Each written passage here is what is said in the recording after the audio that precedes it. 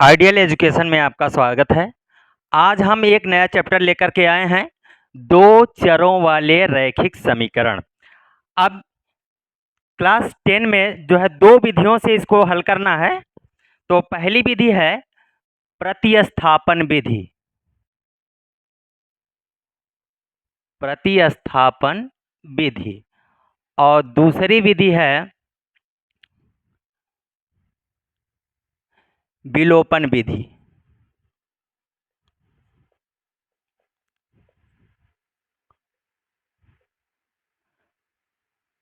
तो आज हम जानेंगे दोनों विधियों से किसी भी दो चर वाले रैखिक समीकरण को हल कैसे करते हैं। तो पहले तो ये जान लेते हैं कि दो चर वाले रैखिक समीकरण क्या होते हैं। यानी कि जो भी alphabet A B C D होता है, ए बी सी डी ये चर होता है, और जो संख्याएं होती हैं 1 2 3 4 ये अचर होती हैं। तो दो चर वाले यानी कि इसमें से कोई भी दो चर लेंगे, चाहे एक्स वाई ले सकते हैं, पी क्यू ले सकते हैं, ए बी ले सकते हैं, कोई भी दो चर रहना चाहिए। तो अब इस दो चर वाले रैखिक समीकरणों को हम कैसे हल करेंगे। तो एक सवाल हम लिखते हैं 2x plus 3y is equal to ये 13। और ये तो एक समीकरण हो गया, समीकरण नंबर 1। और दूसरा हो जाएगा 5x minus 2y is equal to 4। ये मान लीजिए दो समीकरण हैं और इनको हमें हल करना है।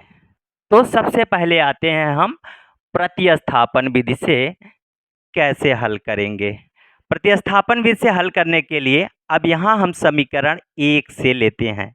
समीकरण 1 से 2x बराबर क्या हो जाएगा, 2x बराबर यहाँ से पक्षांतर करेंगे तो हो जाएगा 13 माइनस 3y। तो x बराबर क्या हो जाएगा, अब इसको भी इधर ले आएंगे तो ये हो जाएगा 13 माइनस 3y बट्टे 2। अब ये x का मान हो गया। इस x का मान समीकरण 2 में प्रतिस्थापित करने पर, x का मान समीकरण 2 में प्रतिस्थापित करने पर,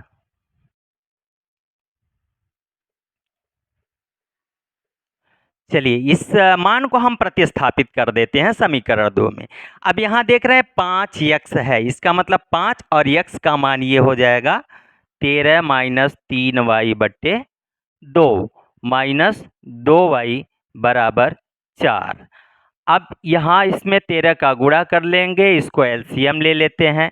अगर मान लीजिए हम यहाँ पर एलसीएम 2 ले लेते हैं, इस 5 का इसमें गुणा करेंगे, 13 पचे 65 माइनस 5 15 वाई।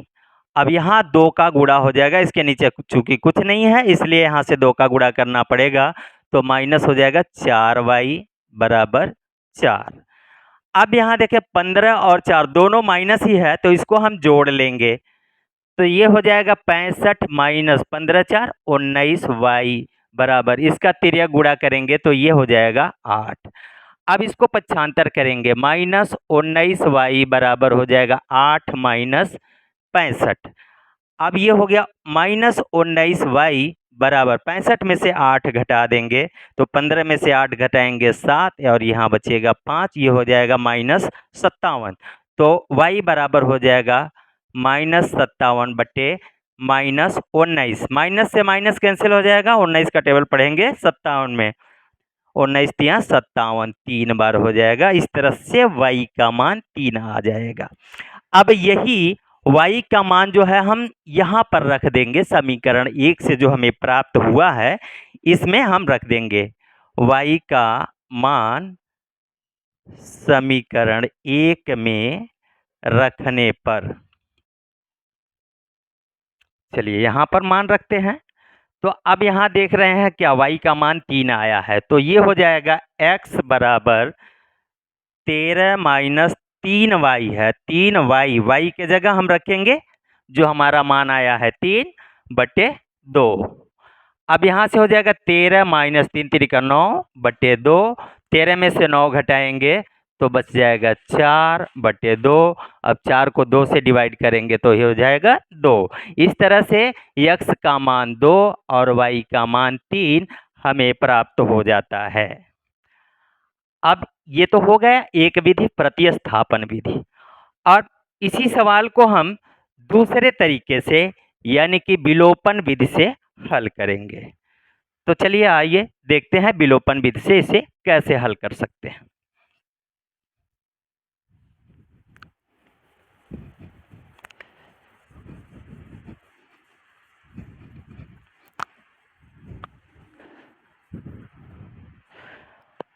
अब यह है विलोपन विधि से।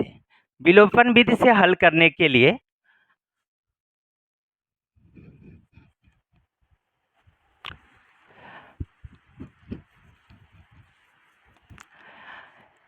अब इसको हमें किसी एक संख्या को या एक चर को बराबर करना है।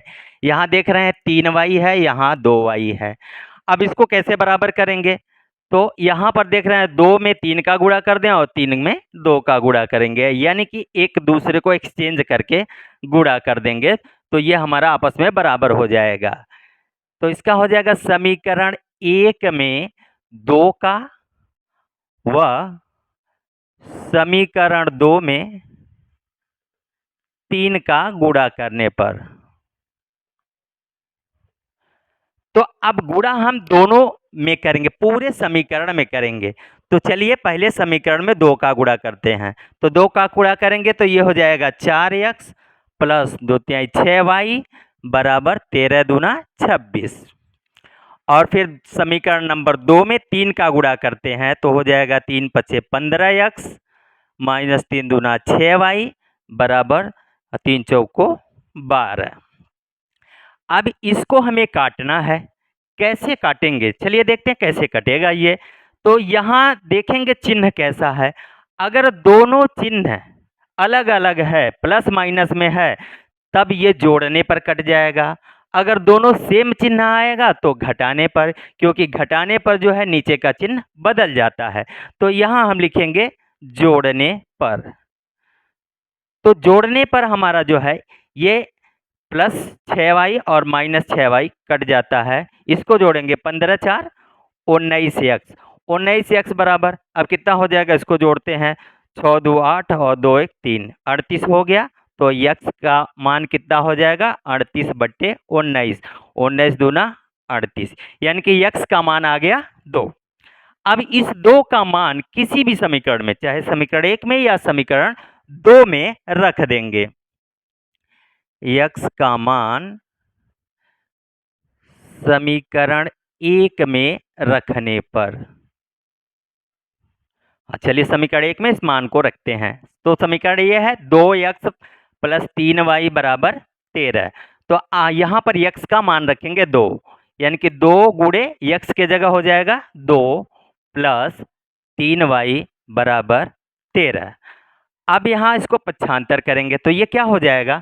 यहाँ तो 2 दूना 4 हो जाएगा और इसको इधर ले जाएंगे तो -4 हो जाएगा, यानी कि ये हो गया 3y बराबर 13 माइनस यहाँ से हो जा रहा है 4 और 4 को इधर कर देंगे तो -4 हो जाएगा, यानी कि 3y बराबर ये 13 में से 4 घटाएंगे तो 9 हो जाएगा और y का मान 9/3 यानी कि 3 तिरिका 9 हो जाएगा।